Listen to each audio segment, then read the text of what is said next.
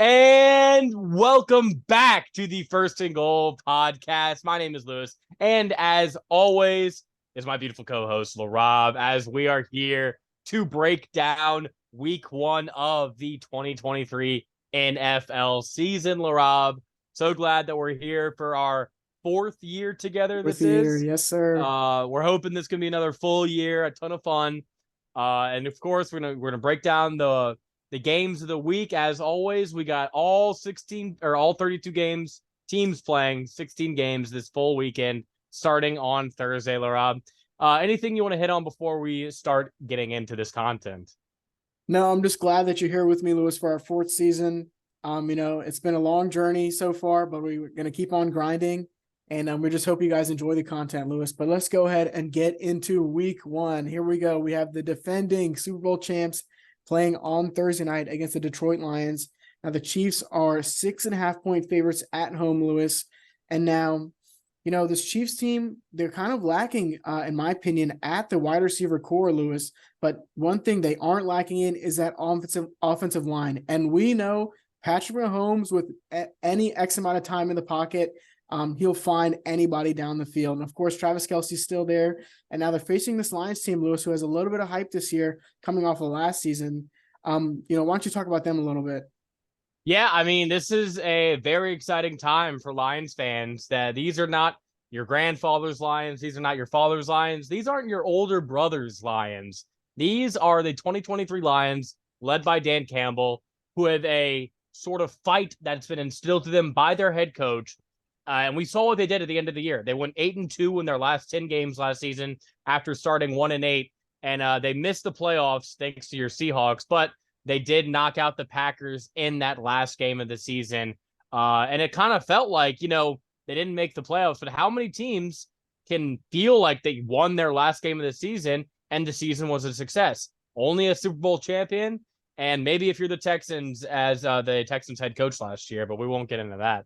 But no, there's a lot to like about this Lions team, and you have to start with the offensive line. Like you mentioned with the Chiefs, the Lions offensive line has been completely rebuilt the past 2 years, ton of strength up front, and it all starts with the third year standout tackle Penei Sewell, who they drafted back in 2019 or 2020, in that infamous draft. And he's just been a monster for them the entire time he's been here.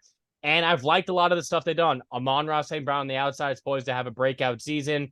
You draft a guy like Jahmyr Gibbs. You bring in a David Montgomery. They have a lot of weapons on this offense. And Jared Goff is the captain of this offense. Now, they're going into Kansas City on ring night, on banner night. And I do like the Lions this season, but this is a very tall task for a team to go into. I mean, they just got out of the little leagues, just disappointment. Now you're walking into the Lions, and the NFL is saying, you think you're ready for this primetime stage? Well, here are the Chiefs on opening night. And you talked about Patrick Mahomes with time. How about Andy Reid with time? How about Andy Reid with an entire offseason's worth of time? Patrick Mahomes has never lost a season opener in his entire NFL career, and Andy Reid is 8-0 in his last 8 seasons in season openers. I don't think it changes here, Laraib. I like the Chiefs in this opening game. Yeah, Lewis, and one thing you didn't hit on when you're talking about the Lions is their deficiency on the defensive side of the ball, and that's exactly what you don't want when you're facing this Chiefs team who led the league in passing last year, and this Detroit Lions secondary, which was, bottom 25 last year. And so, of course, we really like their offense, Lewis, especially in their division that is wide open for them. And like you mentioned, this season is going to be good for them, but just not on opening night. So give me the Chiefs, Lewis, 31-24 on Thursday Night Football. Yeah, and a big thing to note in this game is it seems like Chris Jones will not be playing in this one. Obviously, he's been the best player for this Chiefs defense the past few years. Arguably, now he is the best interior defensive lineman in the league after having 15.5 sacks last season.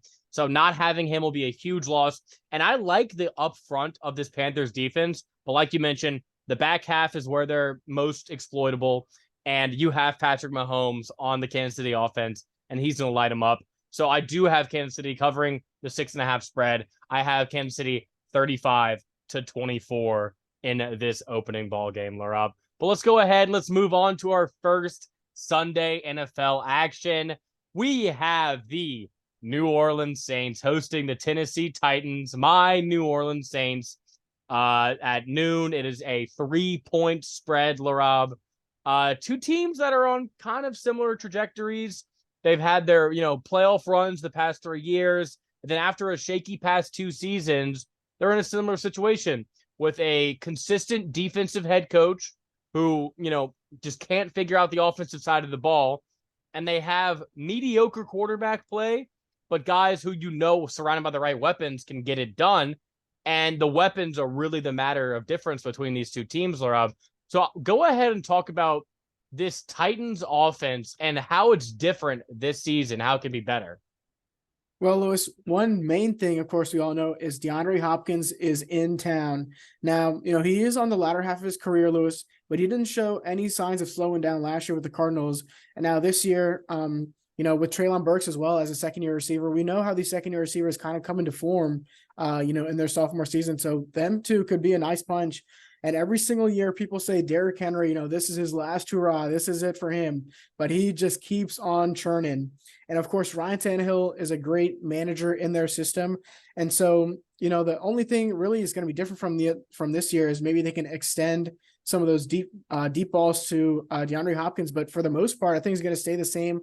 Of course, with Treylon Burks and Derrick Henry, they're just going to be pounding the ball and trying to get those play action going, Lewis. But in this game, the real X factor to me is Derek Carr. Coming into his first season as a New Orleans Saint, he has Chris Olave out there, Lewis, who I think is another one of those second-year wide receivers who's just going to be outstanding.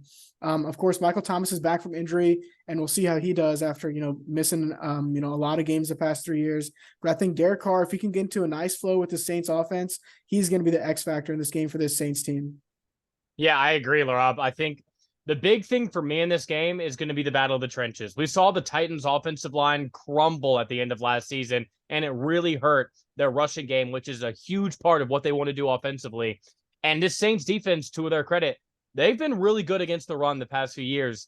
And I think they'll do a good job if they can just bottle up Derrick Henry in this game. And that's obviously easier said than done. But with guys like Cam Jordan, Demario Davis up front, Pete Werner, and then you have, Tyrann Mathieu in the backfield. I think the run game is, it's not going to be too potent in the Superdome. The big thing is Tannehill. Can he have time in the pocket? They drafted Peter Skoranek, Skoronski out of Northwestern. Hopefully he'll be better for this offensive line. But, you lose Taylor Lewan. This offensive line is kind of in a rebuilding phase right now with some younger guys. So it's going to be a big task against this New Orleans pass rush, which really isn't that intimidating. A lot of young guys, a lot of just athletic prospects, Peyton Turner, Brian Brzee, the young up-and-coming Saints pass rushers who I expect to have an impact in this game. But how much of an impact are they going to do? Or are they going to let the guys, like you mentioned, DeAndre Hopkins and Treylon Burks, just eat them alive? I like the Saints in this matchup because I think they're going to be able to run the ball against this Titans defense. And I think that Derek Carr is comfortable within this offense. He's had a lot of mentorship. He's familiar with this system that the Saints are trying to run. And I think he's had to build up a good rapport with the receivers. And, you're going to have Michael Thomas for week 1. So you'll be able to use him this week, hopefully for all of the game. So I think the Saints win in a surprisingly high-scoring game here, Laraib. I'm going to go Saints 31 to Titans 27. Well, Lewis, another thing that we haven't talked about yet is the difference in the head coaches. No matter the deficiencies that this Titans team has, they're going to play hard for their coach and Mike Vrabel, the ultimate players coach. They are going to be battling it out for him no matter what. And on the other side of the ball, Saints. Same thing. Dennis Allen, his seat is so hot, Lewis. I mean, I can smell it burning all the way over here in my dorm room in New Orleans, Lewis. But I think, the Saints at home on opening day, of course, you said Michael Thomas is back. This team with a new quarterback, the dome is going to be rocking in this one, Lewis. And I think the home crowd is the difference in this one, but I'm going to go lower scoring than you. I think it's going to be a little bit of a defensive battle. I like the Saints 23-21, Lewis. But let's go ahead and move on to another NFC South battle. We have the Carolina Panthers going to Atlanta to play the Falcons. The Falcons 3.5-point favorites at home, Lewis. Why don't you go ahead and start with this one?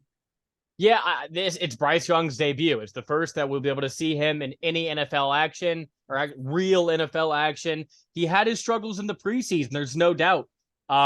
he was kind of thrown to the fire. This offensive line that they've been kind of rebuilding over the past few years really looked shaky in his preseason games. He was hit a lot in all of the games he appeared in. And the biggest question I have about this Panthers offense is just the lack of receiving talent. You bring in an Adam Thielen who is past his years. He's still a safe wide receiver, but in today's NFL, you need burners, you need game breakers. And at Alabama, that is what he was used to.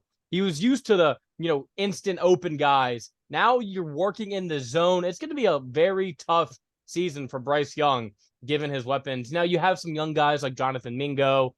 DJ Chark's always solid in the NFL, but I don't know. I just really do not trust this receiving core whatsoever. Miles Sanders doesn't move me at all as a running back. I really do not like this Panthers offense. Now, fortunately, they're going up against a Falcons defense, but I think this Falcons defense has made some really good offseason acquisitions. You bring in Jesse Bates, the star safety out of Cincinnati, and you bring in guys just like a bunch of NFL starters, You bring in a guy like David Onyemata on the defensive line, Caden Ellis. They love stealing those Saints defensive players. And just bringing in guys, who have a system. Ryan Nielsen, the GM over there, who was with the Saints formerly, he knew that it was always defense first. You need to get the defense down. The defensive line is paramount. And you have guys there like Grady Jarrett. The biggest problem with this team is their defensive edge rushers. Your best edge rusher is a 37-year-old Calais Campbell. I don't think that's going to get it done. But against this Panthers offense, I just don't see how they're going to be able to score consistently in this ball game, Laraib. Well, good thing for the Panthers, they actually have a solid, sneakily good defense themselves. I know we really like our guys, Jeremy Chin over there in the secondary. Yes, sir. Your guy, Brian Burns, there on the defensive front.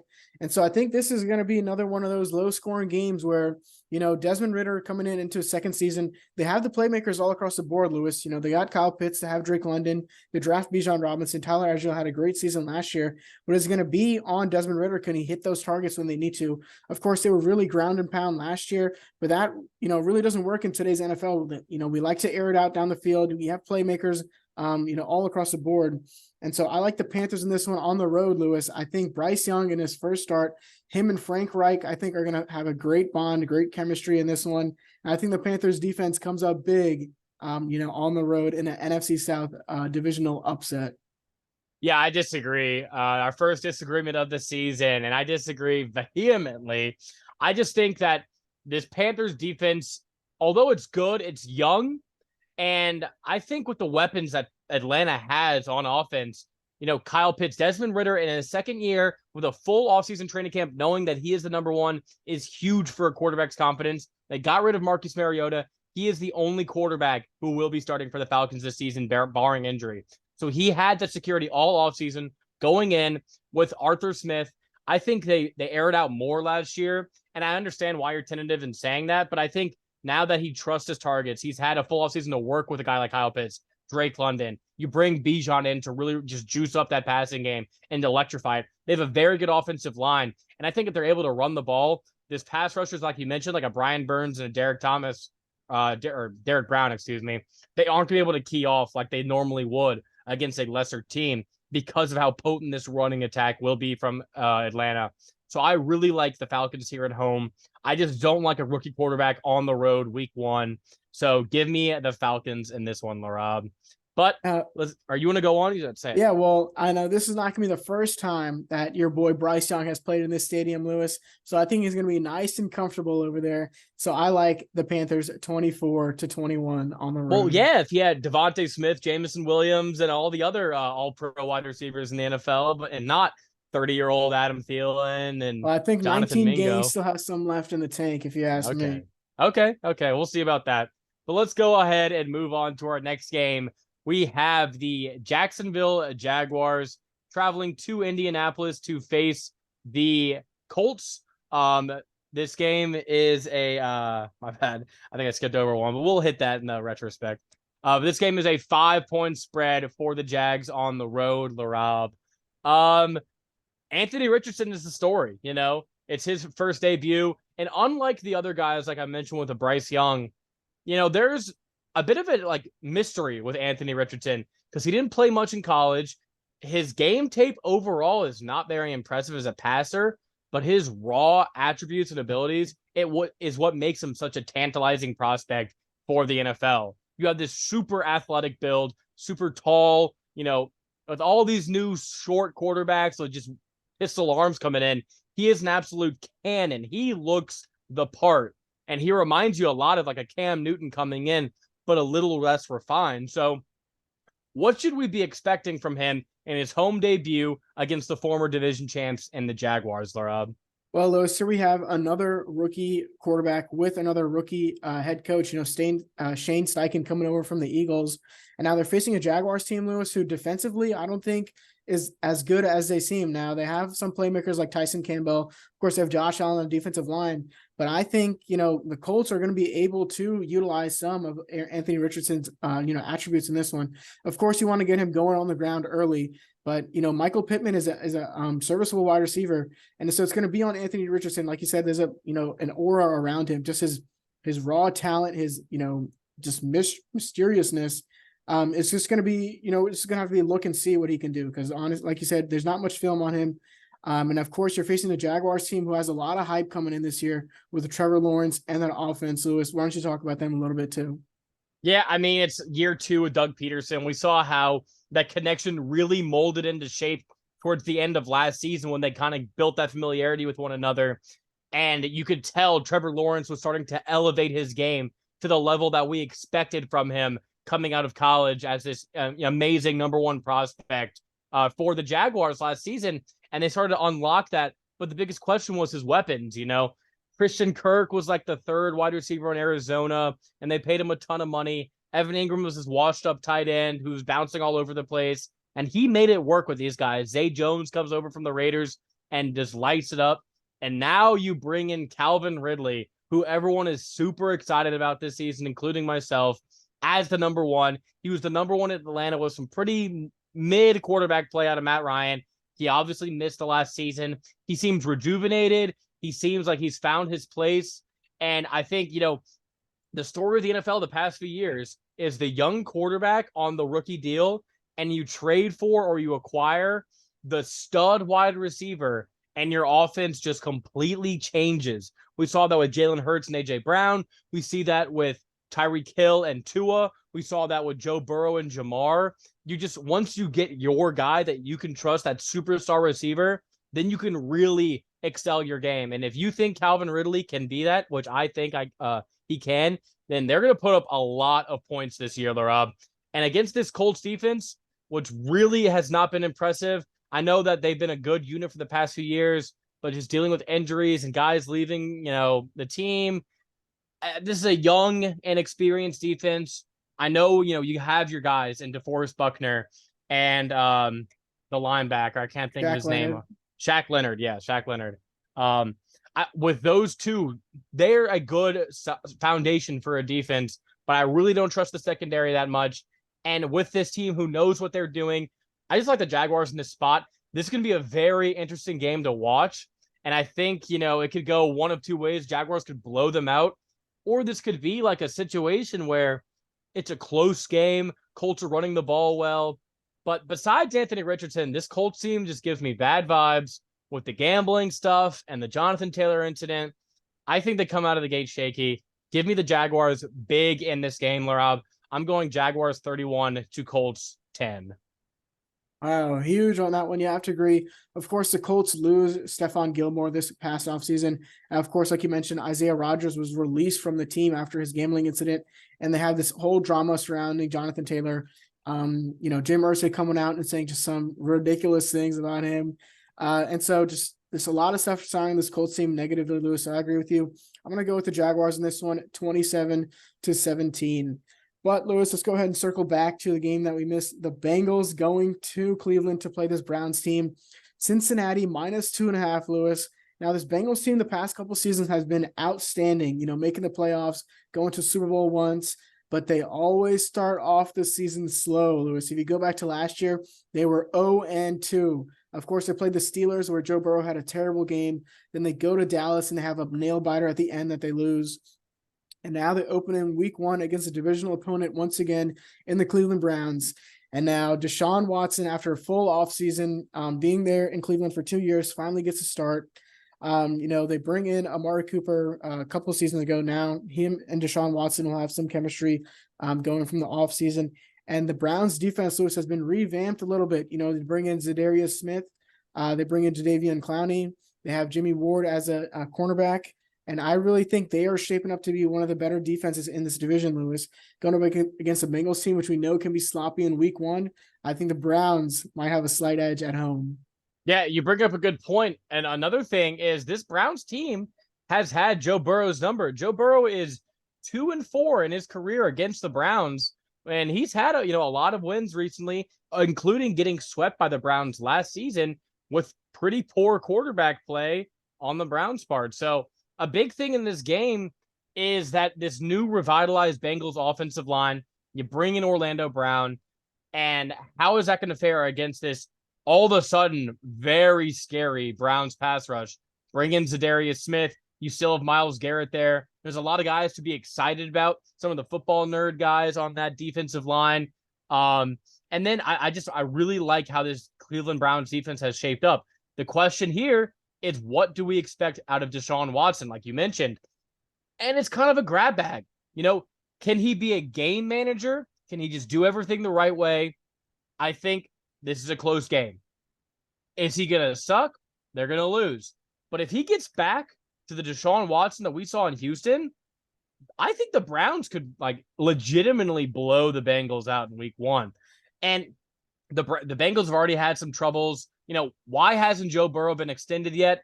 I have no idea. I don't know why it's taking this long. Also, he didn't play at all in the preseason. He kind of comes out of the gate shaky, as you've mentioned before. Last year, they started 0-2. The year before that, they tied against the Vikings, and he didn't look that impressive. It kind of takes him some time to get into it because he's never really available for this preseason training camp time. So, Laraib, I thought that I would shock you with this pick, but it seems like we're on the same page here. I like the Browns in this ball game, competitive ball game. Now, I don't know who the Browns kicker is after, cutting Cade York. I think they traded for somebody. I forgot the name of the kicker. Oh, the kicker from Los Angeles. I just can't remember his name. But he hits the game winner to beat the Browns 24, or to beat the Bengals, 24-23. The Browns pull this one out in a shootout. Yeah, Lewis, and another thing to mention is also Joe Burrow's injury that he sustained during the offseason. Now, initially, he was going to be, maybe week 4 or 5, but now he is ready for week 1. And so, if he gets banged up a little bit in this one, they might just pull him early, for, not having to have him injured for the rest of the season. So I think you and I surprised each other with this one, but I'm also going with the Browns. I think it's going to be real close, 24-23, but the Browns get a surprising win at home in what is going to be a very, very fun division to watch this year, Lewis. Yeah, this is going to be a big egg on our face game after we sit and watch Joe Burrow and Jamar Chase dominate the Browns. We're like, dang, we messed that one up. But nevertheless, sometimes, you have to go on the contrary, and the numbers are the numbers. So let's go ahead and move on to our next game. On the noon slate, we have the Tampa Bay Buccaneers traveling to Minnesota to play the Vikings. Vikings are 6-point favorites at home, Laraib.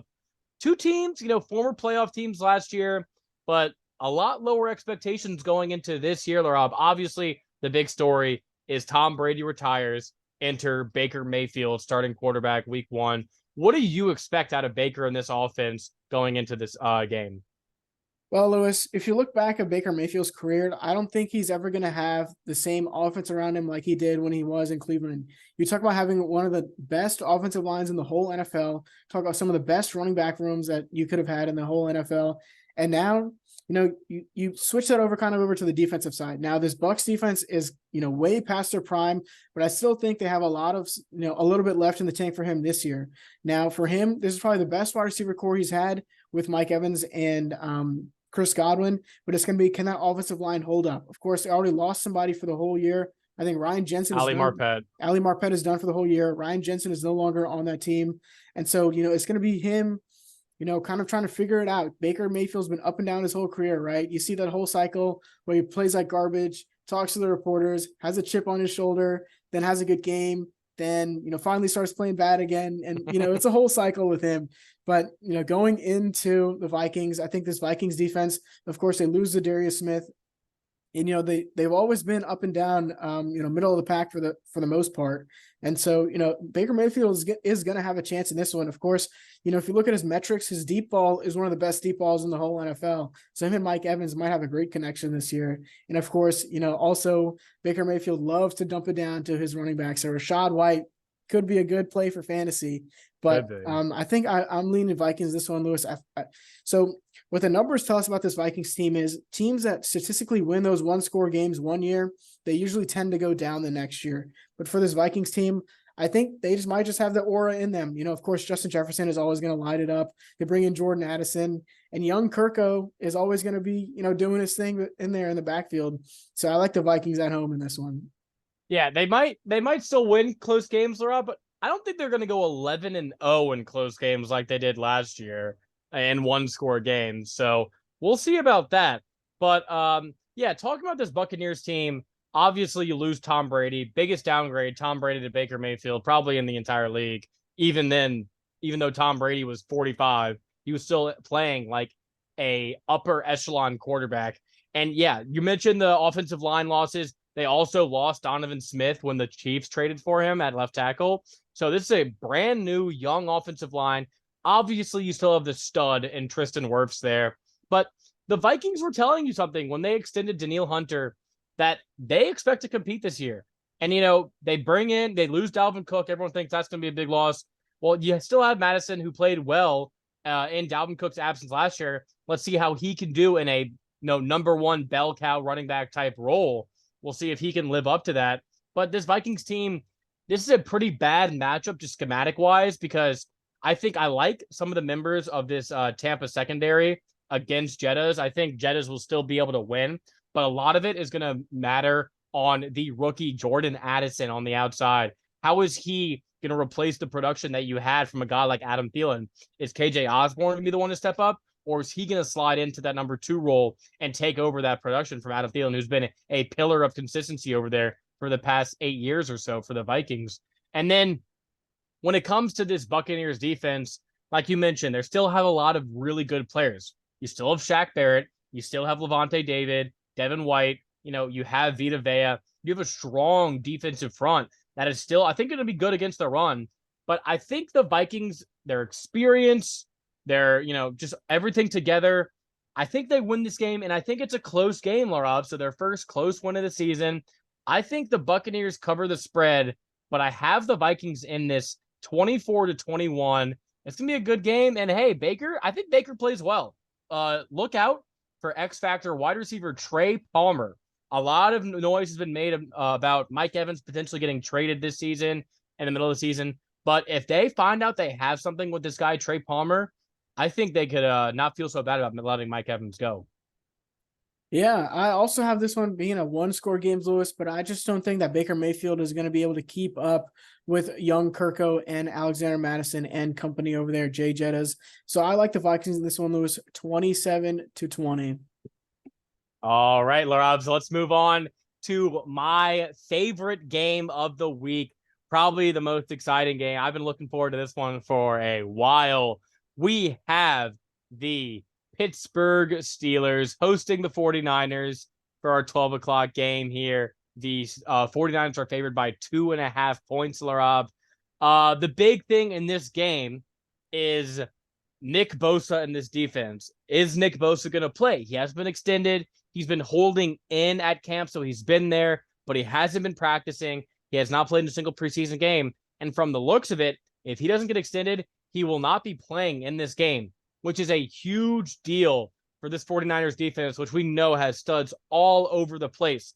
But you can't just replace that elite pass rusher in Nick Bosa. They have a good secondary, Travarius Ward, Hufanga in the back end of the defense. Obviously, you have Fred Warner. You have Javon Kinlaw on the front lines.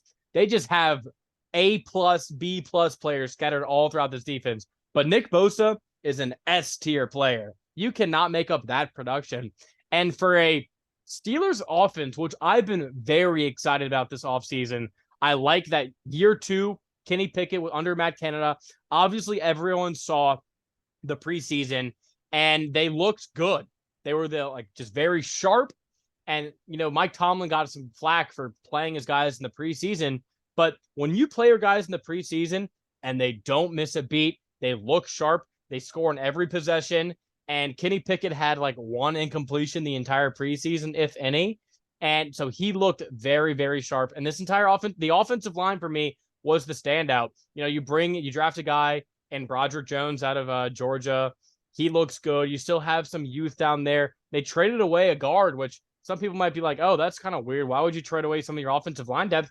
For me, I think that's a sense of security. I don't know, that they know that they're confident in their offensive line and what they're going to be able to do.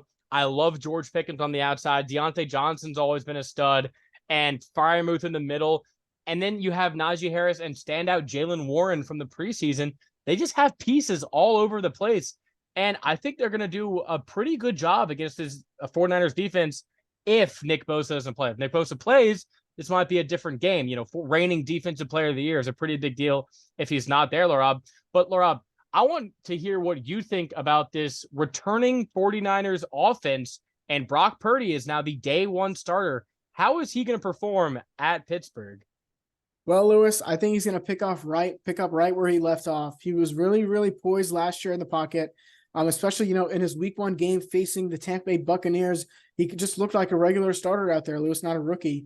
And now, of course, they had a disappointing loss last year in the playoffs after he gets hurt. But I think they're going to come back strong this year, Lewis. Of course, they still have Deebo Samuel. They have a full year of Christian McCaffrey, Lewis. I think that's going to be a big key for them. That's, of course, they have Deebo Samuel and Brandon Ayuk over there. So that's going to be all fun. And of course, George Kittle, the best blocking and receiving, combo tight end in the NFL. And of course, like you mentioned on the defense, they have studs everywhere. The Steelers team, I agree with you, Lewis. They're going to have a really good season. Kenny Pickett looks awesome in the preseason. You love George Pickens and his one-hand catches in practice. But I think this is just a tall order for them. Week 1 playing against one of the best teams in the NFC. I think, the Steelers maybe have too much to chew in this one. If you really like defensive games, smash mouth football, this is the game for you right here. I'm projecting a 17-14 win for the 49ers as Kyle Shanahan and the 49ers get off to a good start this year. Yeah, I agree. I think it's going to be a sloppy game. I think it's a go either way game. But I just think I trust the Steelers defense. I really like their pass rush. And this 49ers offensive line really just doesn't move me like that. And if they can figure out a way to just not stop the run, because you're never going to stop a Kyle Shanahan schemed run game, but just quell it enough to where you have to force Brock Purdy to beat you. And I like a lot of the weapons for the 49ers, like you mentioned, but I think that's a good game plan for Mike Tomlin. And I just think, coming off last year, everyone talks about the Lions, how they had a great end of the year. Steelers finished the year 7-2. Kenny Pickett was getting familiar with the offense. And I think they start off with a statement win against one of the best teams in the NFC. Give me the Steelers in this matchup, Laura. I agree. It's going to be a sloppy, low-scoring game, and I'm flipping your score. I'm going 17-14 Steelers on top at the end of the day. Well, that will definitely be a game to watch, Lewis, but let's move on to a game that we might not like as much. We have the Arizona Cardinals going to Washington to play the Commanders. Now, the Commanders, Lewis, -7. That's an interesting line, especially for a game, for a team who's been historically awful. Lewis, why don't you go ahead and give us a little bit of explanation on that? Yeah, typically if you have a team with a 7-point favorite, anytime during the season, they aren't also projected to only win 6.5 games that season like the Commanders are. But when you're playing against the Arizona Cardinals, who we still don't know who their starting quarterback's going to be, and Jonathan Gannon claims it's going to be a strategic advantage by not announcing it. No, you just look disorganized and like you have no idea what the hell you're doing, which is the Cardinals situation. Cardinals are by far one of the worst teams I've seen in the NFL in a long time. Just disorganized, not knowing what they're doing. But they have 2 things working for them. 1, they suck. Or 3 things, I should say. So they're going to get a good first-round pick this year. 2, they have the Texans' first-round pick this upcoming year. And if the Texans aren't good, which a lot of people don't think they're going to be that good, who we're going to be talking about in our next game, then, that's another good pick. And 3, you're probably going to trade Kyler Murray for another first-round pick. So you can have a totally revitalized, young, bright start, franchise for the future. But you're probably the Cardinals, so you'll probably mess it up somehow. You might win this game. But there's things to like about the Commanders. It's not just a Cardinals diss. There are things that you can look at with this Commanders team and like Sam Howell year 2. I like Sam Howell personally. I liked him coming out of college. I think he has a really good arm. I think he's composed in the pocket. Now, he doesn't get a lot of the same flack like some of these other quarterbacks, but he's a short quarterback, you know, not very mobile.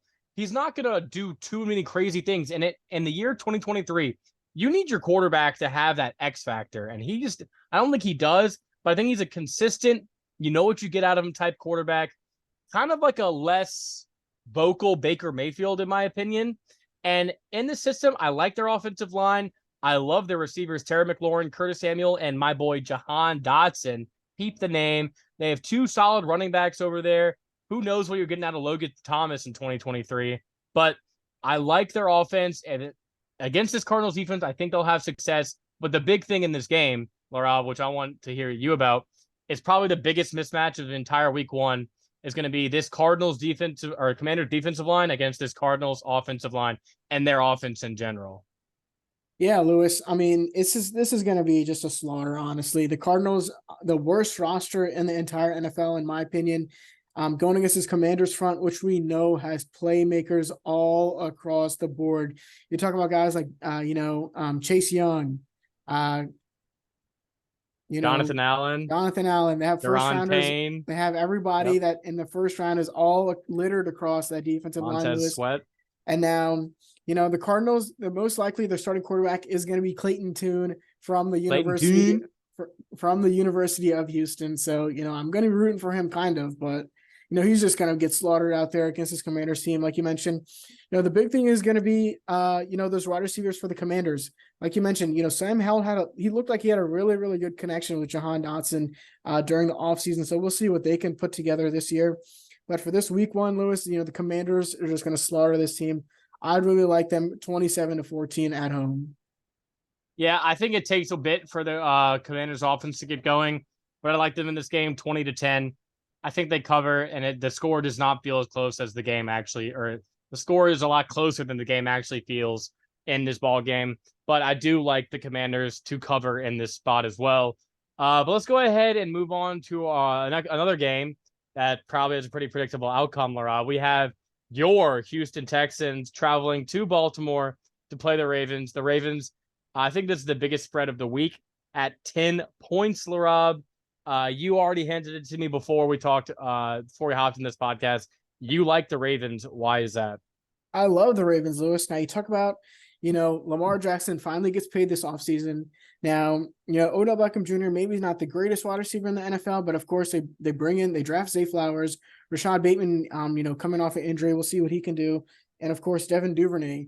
But the big thing is going to be Lamar Jackson and Mark Andrews and that offensive line this season. You bring in a new, offensive coordinator, Ted Monken, and we'll see if they can really start airing out the ball a lot more than just, Greg Roman's ground and pound, really predictable offense. And now you're facing a Texans team, Lewis, with a rookie quarterback and a rookie head coach. We see a lot of those this year. I think, this is just a really bad test for CJ Stroud in his first game. Of course, you have to play it against Roquan Smith and, Patrick Queen in your first game. Marlon Humphrey, I think, is going to be out for this one, but still, this Ravens unit, I know you said, last year they were probably the best unit in the NFL, and they're going to try and keep up that moniker this year, Lewis, at least top 3, top 5 this year. And for CJ Stroud, I think it's just going to be too big of a test for him. Like you mentioned earlier, some of these teams, they like having their young quarterback, and they like having that stud wide receiver who can just go out and dominate a game. And the Texans are really just lacking that, Lewis. Of course, you like Dameon Pierce. He's just a tough runner between the tackles. But if you can't air out the ball in this year, in this, type of NFL, then you really just don't stand a chance. So I like the Ravens big in this one. Yeah, I agree, Laraib. CJ Stroud was blessed at Ohio State. He played with all these amazing receivers. You had, Chris Olave, Garrett Wilson, Jackson Smith and Jigba, Marvin Harrison Jr., who's still over there right now. He's had just a gluttony of amazing, right now, all pro level receivers in the NFL. And you go from that to Nico Collins and Tank Dell and Dalton Schultz, who I like in this offense. But there's not a lot to like about this Texans offense this year.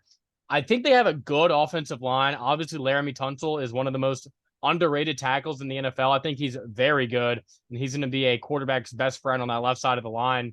But, they're going to be able to run the ball, I think. But against this Baltimore Ravens defense, who I think was very good to end the season last year, bringing in Roquan Smith, who was amazing.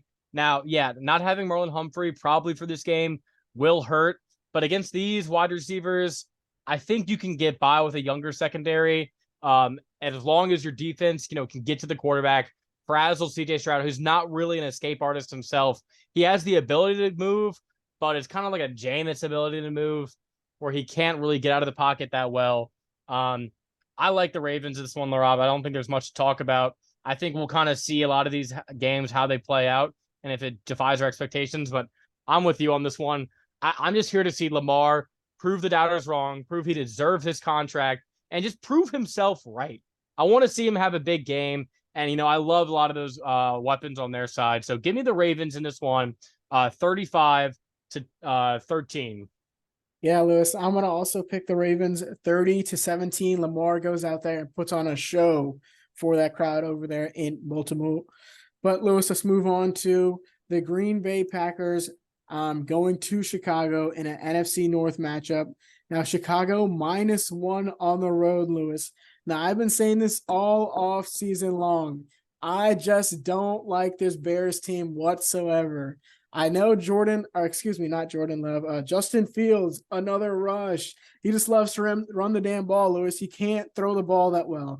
Now, you bring in DJ Moore, he might be able to alleviate some of that pressure, but I think this Bears defense, especially on offense, Khalil Herbert is a serviceable running back this year, but they have a bad offensive line. They have a terrible defense, especially after trading away Roquan Smith, Lewis. I think the Packers in this one, Jordan Love goes out there and, unites this Packers team after they lose that diva and Aaron Rodgers, Lewis. And of course, you and I, the past couple of years, have just hated on this Packers team, but just because of Aaron Rodgers. But now that he's gone, Lewis, it's almost like a breath of fresh air over there in Green Bay. There's no story coming out every week about something happened to Aaron Rodgers. He's dating this supermodel. He's going in this, ayahuasca retreat. He's going this dark hole. It's just a fun football team with a lot of playmakers, Lewis. They have an outstanding, really good defense with some guys like Jair Alexander, Preston Smith, Rashawn Gary, Devondre Campbell. They have playmakers on the defensive side of the ball, Lewis. And I think even if Jordan Love doesn't have the greatest performance in this one, I think the Packers defense can be the X factor in this one. Yeah, I just think the Packers have the better overall roster. Now, I like Justin Fields a lot more than I like Jordan Love. And I think this game is going to be a close game. Look, Luke Getsy and that offense turned into in the latter half of last season, where it was less force Justin Fields to be a pocket passer, force him to get better at his weaknesses. And instead, Luke Getsy, when he took over the play calling for that team, he said, we need to get Justin Fields out of the pocket, get him moving, get him running. But I'm with you, Laraib. That's unsustainable. That's not going to – you need to be able to throw the ball in today's NFL. Now, you go out and get a guy like a DJ Moore. You get a tackle in DeJuan Jones, who I really like out of Tennessee. And I think this offense will be much better this season. I like the running back room that they have with Khalil Herbert, Rashawn Jones, I believe his name is, or Rashawn Johnson, the rookie out of Michigan. And you also have Deontay Foreman there from the Panthers, a really just physical running game. And if you get the play action going, I'm not a big fan of their other receivers. I've never been a big Mooney guy. Claypool doesn't move me that much. And Cole Kmet, whatever, But I just think overall their defense does not do it for me, Laraib. They have a decent young secondary for the Bears, but can you name a defensive lineman on this team, Laraib? I can't. This Bears defensive front was awful last year, led up the most rushing yards in the NFL, which is weird because when you're a running team and you control the clock, you shouldn't be giving up a lot of rushing yards, but they did. And I don't think that's going to change here. I expect a big game from the Packers offensive line and their running backs on their own. I think it's going to be a close game. I'm a bit higher on Justin Fields than you are because I kind of like how they built the offense. Now, it's going to take another year, in my opinion. I think they need another year to really build this offense around Justin Fields and to bolster this defense because this defense is rough, in my opinion. I think the Packers win this game. I think it's going to be very close, though, Laraib. I have the Packers. Will they be covering if I believe it's -1. So I have the Packers winning this game 24-23 and a last second field goal by the brand new kicker over there in Green Bay, whose name eludes me. Well, it was Jordan Love with second-year wide receivers Christian Watson, who had an amazing rookie year, and of course our guy Romeo Dobbs, Yes, our guy. absolute training camp monster for the second year in a row. I think they can get it done on the road against just a lacking Bears team. I like it. Field goal game, 27-24. Packers get it done on the road. Absolutely, Laraib. So let's move on to our second 3 o'clock game of the week. We have the Las Vegas Raiders traveling to Denver to play the Broncos. Broncos favored by 3.5 points, Laraib. These are completely different teams from last season when they faced off. Obviously, the biggest transaction was going from Nathaniel Hackett to Sean Mother-loving Payton. And obviously, Sean Payton, head coach of the Saints for the longest time, been one of my favorite coaches as a Saints fan to watch. His demeanor, how he just, offensive genius. But how much can he do to fix this offense, Laraib? Obviously, you've watched Russell Wilson for a lot, and we were just in disbelief last year. We couldn't tell, we could not witness what we were believing when it came to Russell Wilson's performance last year. So, Laraib, give me some insight on what you think Sean Payton is going to do for this Broncos offense. Well, Lewis, I think he's going to really, really simplify it for Russell Wilson. They try to do a little bit too much last year with Matt Hackett, but this year with Sean Payton, like you mentioned, he's just an offensive mastermind. He's up on that level with Andy Reid, right? Just his creativity on the offensive side of the ball and the playmakers they have, Lewis. I know Judy might be a little bit banged up, but Cortland Sutton, Greg Dulcich, Javonte Williams, Lewis, is going to be playing week 1. I think they can really, really design something up against the Raiders defense, Lewis, who is also really lacking. Besides Chandler Jones and Max Crosby, I don't think I can name another, a player on their defensive side of the ball. And now you're at home in Mile High, where the altitude difference is a big thing in this one. Of course, Jimmy Garoppolo is going to be in his first start as a Raider, who hasn't played much, hasn't gotten that much familiarity in the offense, Lewis, after missing a lot of time. So I think, Sean Payton really simplifies it down, the ground and pound the ball, and Russell Wilson, you're going to have some nice and easy throws in this one against a secondary that you can beat. Let's see some of that classic moonball action in this one, Lewis, like his time in Seattle. Yeah, I mean, I like what you said about Sean Payton just trying to get back to what he was good at, getting him out of the pocket, getting him on the run. And it seemed like Russell Wilson was kind of just also, maybe he was dealing with injuries, and he just seemed a little out of shape. He looks in shape. He looks like he's ready to go for this season. He's been moving out of the pocket. I just don't know how much I can trust the pieces around him. But I'm going to flip it over now to the Raiders, who you lose Derek Carr, you get Jimmy Garoppolo. How much of a downgrade is it? I think it could actually be. Now, obviously, I think Derek Carr is a better quarterback than Jimmy Garoppolo, but Jimmy Garoppolo knows what Josh McDaniels likes to do. He knows that system. He's familiar with the system. More of a West Coast, get the ball out of your hands quick, versus Derek Carr was more air raid, light the field up. This is more of a run-first offense with Josh McDaniels, which he's trying to build. Obviously, last year you had Josh Jacobs, who led the league in rushing. And I think I kind of like how this offense shaped out.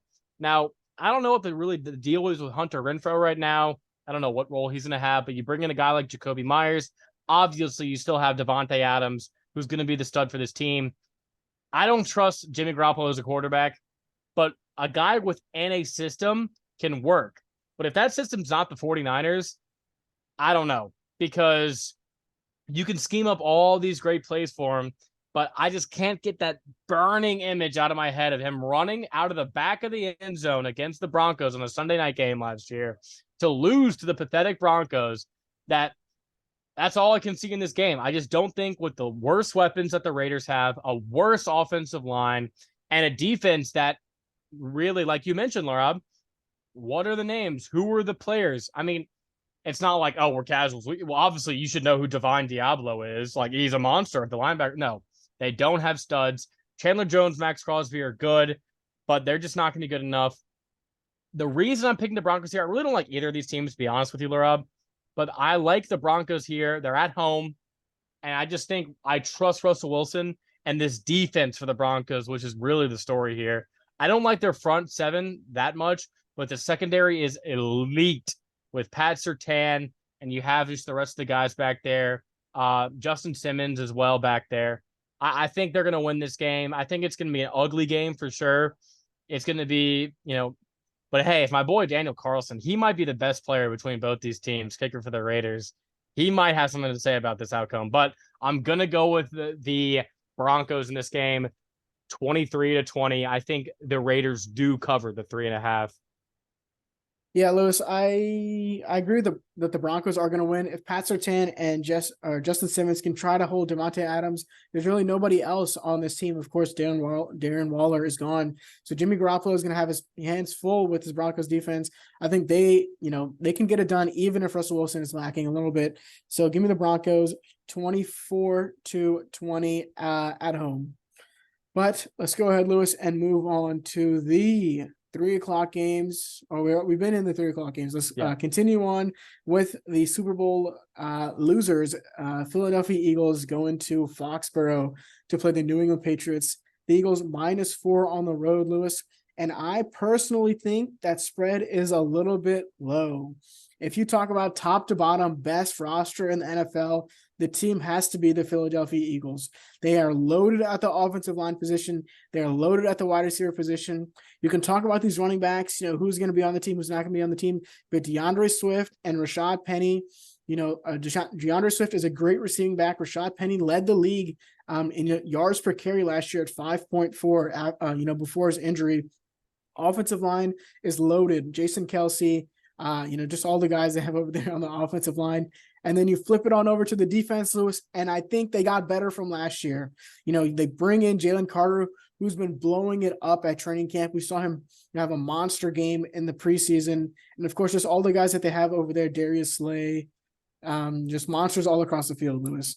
Now you're facing a Patriots team who I think is lacking once again this year on their roster. Of course, Mac Jones is going to be at quarterback. You bring in Juju Smith-Schuster, who's been bouncing around the league. Devontae Parker is going to be there, which is, awesome. You bring in Ezekiel Elliott, who's going to get the goal line work, I guess. The one true offensive monster they have is your guy, Lewis, Monster Stevenson, who's just going to be, the shining light of the offensive side of that team. They bring in Bill O'Brien as offensive coordinator after having a defensive coordinator and Matt Patricia as their offensive coordinator last year. And so maybe we'll see Bill O'Brien back to his former ways over there at the OC position. But I just think this Eagles team, they have something to prove this year after losing to the Chiefs. And I think they get it done on the road in Foxborough.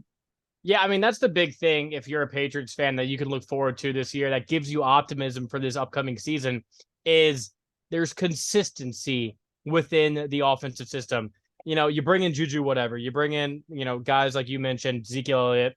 The biggest offseason acquisition by far was bringing Bill O'Brien back with Bill Belichick, a guy who actually knows how to coach an offense. We saw what he did for Mac Jones back when they played Alabama together, or when he was coaching Mac at Alabama, and he did a lot for Mac. Now, Mac, I think going into this year, he's going to play better, but I still have questions about this offensive line. I don't know if their right tackle, Aminu, is going to play in this one. He's been dealing with some injuries. Even if he does, I don't think that gives him an advantage over this elite Eagles defensive line. But I think the spread makes sense, Laraib. I think, going into New England against a Bill Belichick coached defense, I think this Patriots defense is very good, Laraib. I really love their defensive line.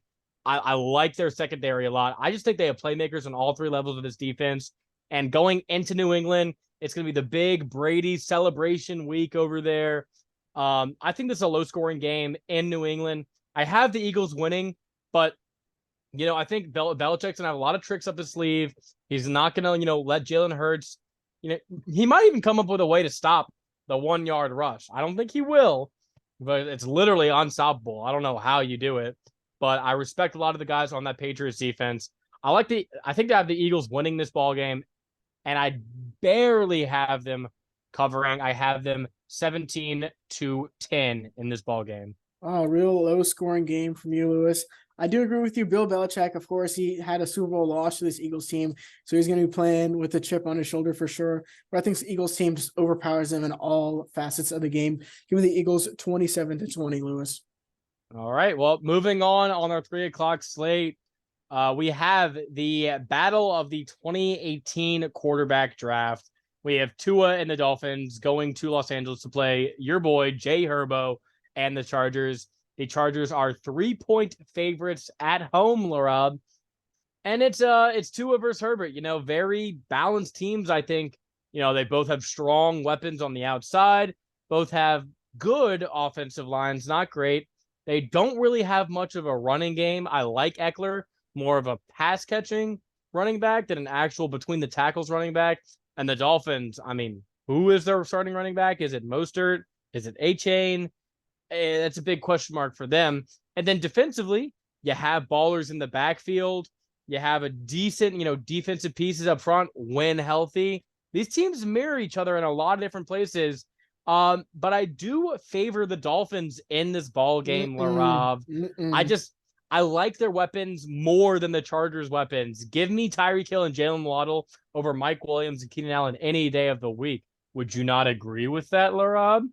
But I think Tua's going to be healthy. Another year with Mike McDaniel. He had a full offseason. Tua's been doing his jiu-jitsu training, learning how to take hits, learning how to roll. I think it's going to help him out. He's clearly been dedicated to being better for this team. And I think I like Mike McDaniel a lot. Obviously, I like what the Chargers did. They bring in Kellen Moore. Justin Herbert has been raving about Kellen Moore and how he's been loving working with him, that Kellen Moore understands him. And don't be surprised when Kellen Moore is the head coach of this team next year after they lose in the first round. But besides that, I just like the Dolphins in this ball game. I think their defense is very underrated this year, and I just think they're going to be able to get more stops.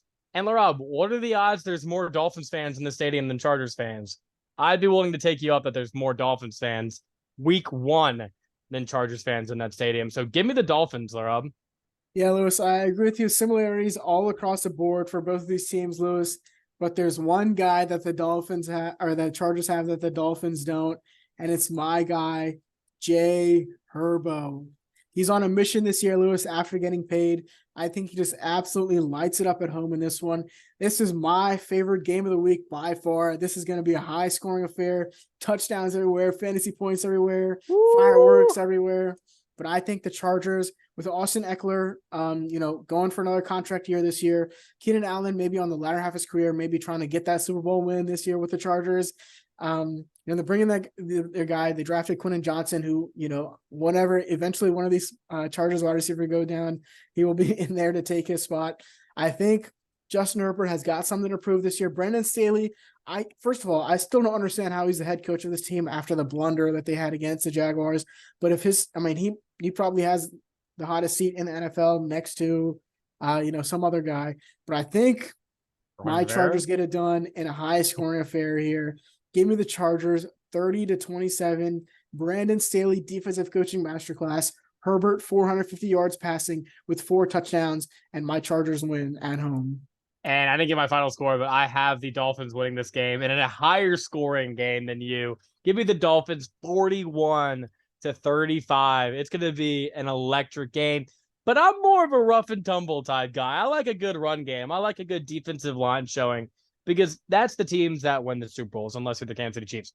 Anyway, we're going to move on to 2 more electric offenses, or maybe a has-been electric offense. We have your Seattle Seahawks hosting the Los Angeles Rams. Seahawks are favored by 5 points in this ball game, Laraib. The Rams probably have a bottom 3 roster in the NFL. You obviously have the studs. You have Stafford. You have Donald. You have Kupp. Well, do you have Kupp?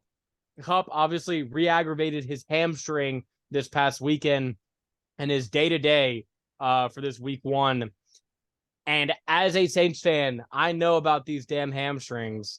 And, following Michael Thomas the past 3 years, once that just thing gets re-aggravated, it's just going to happen again. It doesn't go away. You need to give it a ton of time for you to feel that you're able to trust it again. And that kind of scares me with Cooper Kupp. It could be like, oh, I'm good for this week, but then he could re-aggravate it the same week and then be out minimum 4 weeks. So without him, even with him in this game, I think they're going to be very cautious with him. I just think they're up against a buzzsaw here. I think the Seahawks are just better in all facets of the game. Aaron Donald is great, but he can't anchor a defense by himself. And I think I really like what the Seahawks what they did this entire offseason. They bring in a stud rookie corner, Devon Witherspoon, to pair alongside Tariq Woolen. So your secondary is going to be a beast with Quandre Diggs back there as well. I still don't like their interior defensive linemen. The edge rushers are aight. Hey, if Jamal Adams comes back, I don't know he's not playing in this game. He's gonna give you at least 7 sacks this season as an edge rusher. So that's good news. But yeah, the Rams, I just don't really see them standing a chance. It's a divisional game. You still have Sean McVay calling plays, but in Seattle, I unless they run the ball, which they can, you can run the ball in the Seattle defense. We know this. And if my Achilles Akers can, have a good game in this one, which he probably will, then they could stand a chance. But I just think there's way too much firepower on the Seattle offense, Laraib. So what do you think is going to happen with your favorite team? No, I agree. I think this is one for the Seahawks to easily win. And like you mentioned, the Rams bottom, like right there with the Cardinals with having one of the worst rosters in the entire NFL. You talk about a report that comes out just a couple of weeks ago, Lewis, that Matthew Stafford is having trouble connecting with the other players on the Rams team. Of course, he's a little bit older. He's also dealing with a lot of shoulder injuries, Lewis. He missed a lot of time last year. And now they have a bad roster. Aaron Donald is getting some, Aaron Donald and both Cooper Kupp are getting some, trades around the deadline. So we could see some of that happening this year. Of course, Sean McVay is always going to be Sean McVay. But I think in this one, they just, all across the board, like you mentioned, they just don't have anybody to compete with the Seahawks. Geno Smith in another full offseason as a starting quarterback. You bring in Jackson Smith and Jigba, Charles Cross and Abe Lucas, both in their sophomore seasons at the offensive line position. And you bring in Austin Blythe, center from that great Lions offensive line onto this offensive line. I think, Zach Charbonnet and Kenneth Walker. I think this Seahawks offense is going to be something to mess with. This not going to be something to mess with this year. And I think they just blow this Rams team out of the water. Give me the Seahawks 27-20 at home in a statement home opener. Yeah, I have a little bit of a lower scoring game. I have it 24-14 for the Seahawks at home. And yeah, I think it's a great way to start the season off with a home win for your Hawks, Laraib. But now we move on to Sunday Night Football. Finally, we have the Dallas Cowboys going into MetLife to play the Giants, Laraib. And I'm going to give my take on this. I think this is a brand new year for these football Giants. I really like what they did this offseason. Their defense is so much more improved. I think this defensive line, you have Dexter Lawrence, you have Kayvon Thibodeau there. There's such a presence on that offensive line that I really like for this Giants team. And I like what their secondary is formed into. You pair that with an offense where you bring in Darren Waller. That's the big story. And it's like, how good can Darren Waller actually be? His stats might not be that gaudy, but I just believe he brings you that security blanket that Daniel Jones desperately needs for this type of Brian Daboll coached offense. And I think he's going to be very successful within the scheme as like the number one guy. We saw guys like Isaiah Hodgins really get burned at the end of the year and play well in this offense. Sterling Shepard is back and healthy at the beginning of the season, so he's going to be exciting to watch. And, of course, you have Saquon Barkley on a new deal as the anchor of this offense, and I think he's going to do a great job. Now, for this game in particular, you're going to have some challenges. Micah Parsons has been a game wrecker his entire career, his young career so far. I think he's, one of the best defensive players I've ever seen, and he's on a Hall of Fame trajectory, a Kobe trajectory, as some might call it.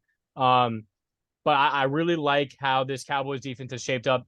I mean, it's just like I like saying this a lot, but it's all three levels. You have a secondary where you bring in a guy like Stephon Gilmore, who I thought was pretty good last year, pair him alongside Diggs. You have just more depth over there. What was his name? Blanton at corner as well.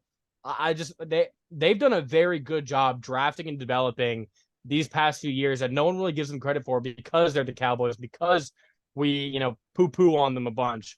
My biggest mismatch in this game, Laraib, and why I'm pivoting on you, is I think there's a big coaching mismatch.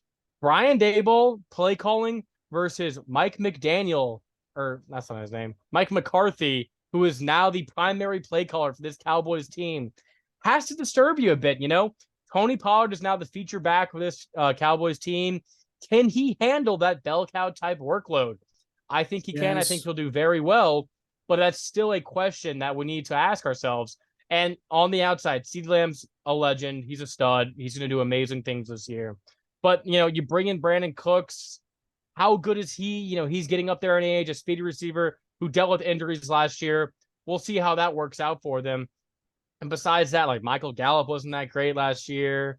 You lose Dalton Schultz, who was Dak Prescott's friend, best friend last year. And now he's going to be a beast in Houston. But I think there's a lot of changes for this offense. I think Dak will be better this year, but I'm going to go with the sneaky upset pick here, Laraib. I'm going with the New York Football Giants. Give me the Giants on a game winner, 26-24 in Sunday Night Football. Yeah, Lewis, I have to completely disagree with you. Agree. I completely disagree with you in this one. I think the Cowboys, just another disappointing playoff loss for them last year, and another year where they have something to prove. Like you mentioned, that defense is going to be top 3, top 5 this year in the NFL, just with all the playmakers they have. And the offensive side of the ball, you bring in Brandon Cooks, who's been solid, Lewis. He's been really, really solid his whole career. You can count on him, to have those 1,000-yard seasons. Him and CeeDee Lamb are going to be a great duo. And Tony Pollard is going to be the future back, and he's going to be outstanding in there in Dallas. And I think this is just going to be a whooping over there in New York, Lewis. This Giants team, of course, with Brian Daboll is going to be competitive. But in this one, I think the Cowboys just overpower them on both sides of the ball and get it done. And, it's going to be a close game, of course, a divisional game on Sunday night. But I think Daniel Jones just can't keep up with this Cowboys offense, and the game gets taken over by Micah Parsons. Even the Cowboys 24-20 on the road. That's certainly a possibility, Laura. But I just have a feeling with Brian Daboll this year. I heard someone say that last year they were saying, oh, maybe next year they're a team, but then they made the playoffs last year. So I'm expecting another jump. They have a harder schedule, but I've been kind of warming up on the Giants so far. We'll see how they do. They could make a big statement in the opener, Laura. But now we have the creme de la creme. We have Monday Night Football, arguably the most anticipated game of the entire season, Laraib. We have Aaron bleepin' Rodgers, now the quarterback for the New York Jets, in their home opener against the Bills. The Bills are 2.5-point favorites, Laraib. I mean, Aaron Rodgers, we've had many a battle over him in the past few years since we've been doing this together. I was a big believer in him once upon a time. Now I'm kind of where you are. But what do you think he does to this Jets offense in a new system? Obviously, Hall of Fame caliber quarterback. What does he change about this offense? What he changes is that he's not Zach Wilson, Lewis. He's a Super Bowl winning Hall of Fame quarterback, like you mentioned. He brings in some of that knowledge that, maybe Robert Saleh doesn't know about playing offense since he's a defensive coordinator. I think, they bring in Nat Hackett, his former coordinator when he won those MVPs over there in Green Bay. I think he brings in some of that familiarity. Of course, he brings some of his guys over like Allen Lazard and Randall Cobb, but the big thing is going to be his connection with their guy, Garrett Wilson, the offensive rookie of the year last year. And I think, they're going to bring in some stability. Now, the one thing is, Lewis, even in Green Bay, when Aaron Rodgers had a good, maybe even a great offensive line, but now you're here in New York. Of course, you have all these weapons on the offense, Breece Hall, Dalvin Cook, Garrett Wilson, but your offensive line is below average, and you're going to have pressure on your face, Rodgers. And we know what he likes to do when he goes over to that sideline. He has his helmet in his one hand. He slams it down. He says some cuss word, and, he's not talking to anybody. He wants to sit by himself. And that's how I'm expecting this game to go, Lewis. Of course, Houston alumni Ed Oliver is going to be dominating that Jets offensive line in this one. Of course, the Bills to start last season, they had Tre'Davious White out throughout the middle of the season. They lose Micah Hyde, they lose Jordan Poyer, but those guys are here for this game, Lewis. Divisional opponent against the Jets. The Jets are, so they have a lot of metrics on defense where you talk about when you have Quinn Williams in versus Quinn Williams out and all this and that numbers. But, if you look at them seriously, I just don't think they match up that well. And Josh Allen, of course, top 3 quarterback in the league with Stephon Diggs. They always have a great connection. And so I like the Bills in this one, Lowe's.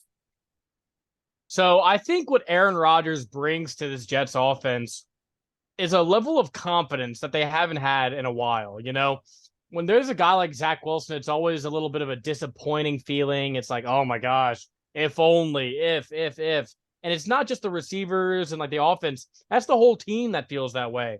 The defense is like, we need, to get a stop, because we get a stop, A-Rod will bring us he gives them confidence. I will score. He just has that presence. And I've been watching Hard Knocks, and I've been kind of sipping the Kool-Aid, Laraib. I've been maybe buying into the Jets hype.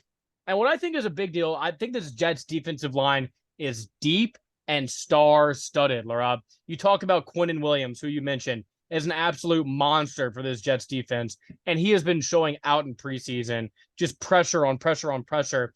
And then you bring in guys like a Jermaine Johnson, first-round pick Will McDonald, and then those aren't even like their starting guys. They still have like a Solomon Thomas who's there, and just Al Woods, a veteran who's been on the team for a while. Just a ton of defensive line depth. And their linebackers, C.J. Mosley, a stud.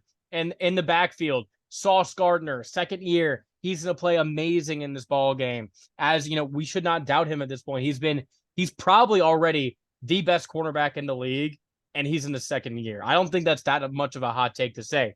And Aaron Rodgers just brings a level of stability. I agree with you. I'm not a big fan of this Jets offensive line, but Aaron Rodgers understands this. He's had so much experience in his NFL career. He knows he's going to get the ball out. You bring in a guy like Dalvin Cook for a reason, to help you run the ball, to have that veteran presence in the backfield, to help a guy like Breece Hall come along. You don't have to rush Breece into things because you have Dalvin Cook. And I think Aaron Rodgers is going to play very well in his first game. The big thing for me is Josh Allen in this offense. I don't know why I don't feel like I trust it. Obviously Josh Allen's going to play amazing, but I think he's going to be able, he's going to get the ball taken away a few times in this game. And if that happens, you give Aaron Rodgers more opportunities, and you fail to mention one Bills defender, their best defender, who will not be playing, and that is Von Miller, Laraib. Von Miller was huge for this Bills team early in the season. We thought he might be back following his injury last season, but he won't be back until at least week 5. So that's a big loss in this big ball game. Give me the Jets at home, Laraib. It's going to be a great game. I like Aaron Rodgers to lead a game-winning field goal drive. Give me the Jets 30-27. High scoring affair from you, Lewis, but I just can't wait for the entire state of New York to hate on Aaron Rodgers after he just implodes on Monday Night Football. Not week one. I think this is going to be a disaster for them. Of course, he's an upgrade from Zach Wilson, but he's in the latter half of his career, Lewis. He's always had some sort of drama surrounding him. I think year 2 with Ken Dorsey and Josh Allen, they lessened some of those 25 turnovers that Josh Allen had last year and turned those into touchdowns. I like the Bills in this one. It's going to be close to fair, Lewis, divisional game on the prime time, but I like the Bills 24-20 on the road. That doesn't sound like a very embarrassing New York being lit on fire type loss, Laraib. I think Aaron Rodgers will be safe for week 1. No. All right, well, that's going to do it for our week 1 picks. However, we're keeping our staples this year. We might switch it up somewhere down the line, but we have our upset, our lock, and our best bet of the week, Laraib. So go ahead and start. What is your upset of the week? My upset of the week, Lewis, has to be the Carolina Panthers. They're playing in a divisional game. Of course, they're on the road. But I think Bryce Young can show some flashes in this one. And if that Panthers defense can get it going early and take the ball away from Desmond Ridder, I think this is going to be a close divisional battle that the Panthers have a chance to win in. Yeah, and my upset, Laraib, is the New York Football Giants. I know I told you another team beforehand, but as I was thinking about it, I just like this one more. I really like Brian Daboll in year 2 with Daniel Jones. I think they surrounded a competent offense around him. And if he builds on what he did, and if last year wasn't a fluke, then I think they'll have success this year, including a home win. And if you think they're good enough to split with the Cowboys, this is the game they need. So I think they get it. I like the Giants here. And for my lock of the week, Laraib, it is your Seattle Seahawks for me over the Rams. I just do not like this Rams team. I think the Seahawks have a lot to prove, a lot to get this season started off. And I think they play very well, and they win in dominating fashion over the Rams. Good pick. And for my lock of the week, it has to be the defending Super Bowl champs at home, Lewis. Patrick Mahomes, like you said, all the stats about him not losing home openers. Andy Reid 8-0 in his last 8 home openers. I think the Chiefs just dominate against a good Lions team that has a weak secondary. Yep. And then we have our best bets of the week where we give you a spread that we love, or maybe a prop or something like that we just are in love with, Laraib. For me, I am a huge fan of the Steelers plus 2.5 against the 49ers at home opener, Mike Tomlin. I think this game is going to be an ugly game. And if you want to buy a point and get this to 3.5, I think that might be a good idea too. You get less value, but you could parlay it with something else in this game that you like. Maybe a Christian McCaffrey anytime touchdown, something juicy like that. And you could get this up to plus value because I think this is going to be a low scoring affair. But I think the Steelers just that defense, I really like them in this matchup. And the 49ers don't have a lot of loss on the schedule. This is a potential one. So give me the 49ers in this spot. And for my best bet, Steelers plus 2.5. My bad. For my best bet, it will be the Ravens minus 10 at home. New Lamar contract, better offensive coordinator, playing up against a rookie quarterback and a rookie head coach who has an overall terrible team. I think the Ravens stomp all over that Houston Texans team and win by more than 10 points, Lewis. All right. Well, that's going to do it for our first episode of the season. A doozy for sure. We can't wait to go into and break all these games down with you next week. And as always, we don't know exactly when we're going to post that. We're going to figure that out as time permits. But we're going to have a reaction episode and our prediction episode every week for y'all. 2 uploads a week. We're super excited. And as always, if you have any comments, concerns, any feedback, please let us know. We're always trying to improve, always trying to get better. But Laraib, anything you want to say before we head out? No, I think this is the First and Goal podcast signing off. Peace.